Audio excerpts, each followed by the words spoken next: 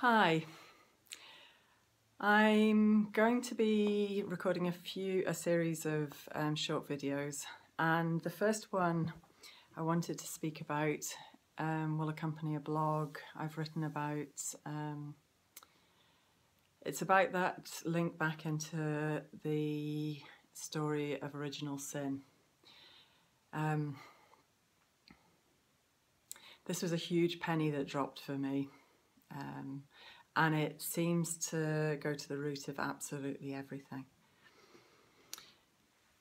So there's various different creation myths that exist in the Christian the stories in the Bible, and also in Hindu mythology. The creation myth in Hindu mythology, a very simplified version of it, is in the beginning there was the unified deity. And that deity desired companionship. So it's split into two. It's split into Shakti and it's split into Shiva. And Shakti is associated with creation and femininity of the feminine. Shiva with pure presence and masculinity or masculine, and lots of other things as well, both of them. And as soon as they split into two, they desired companionship, so they came together again in union. And then so there's this separation and this union, this separation and this union, this separation and this union. And in separation, there's a tension, there's energy in that, but there's also the pain of separation. In union, this is a static position, and there's not the same energy, but there's union, there's comfort.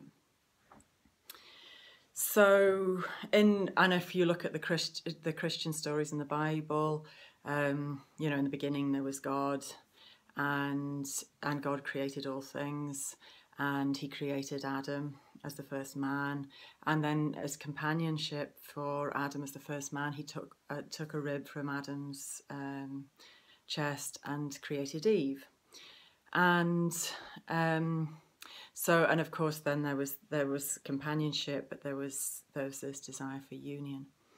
And if you follow the stories in the Bible, the story goes that in the beginning it was all happiness and all things were good in the Garden of Eden, and then the tree of knowledge, it happened to be Eve, but anyway, regardless, somebody, Adam and Eve, one of them, ate from the tree of life, the tree of knowledge, and in that story, that therefore there had to be separation from the divine. No, as soon as they had eaten from the tree of knowledge, they were no longer allowed to see God, so they had to separate from God.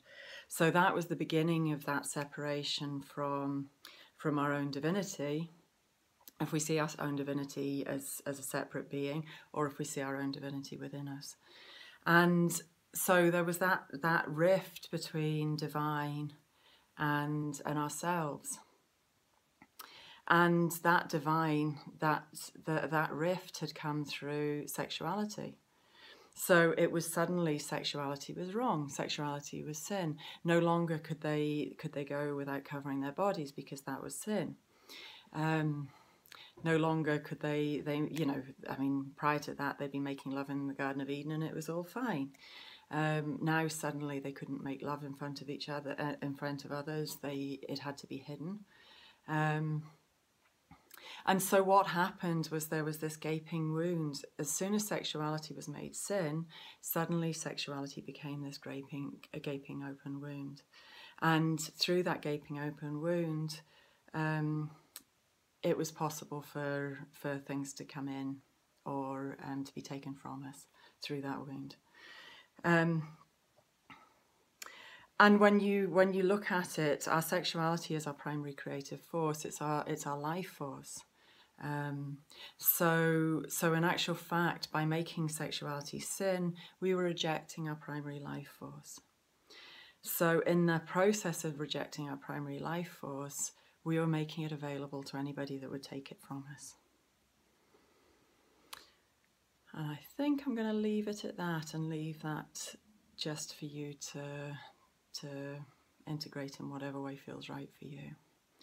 Okay. The more I sit with this, the more I recognise that everything comes back to this. Our lack of worth, our lack of self-esteem, our shame.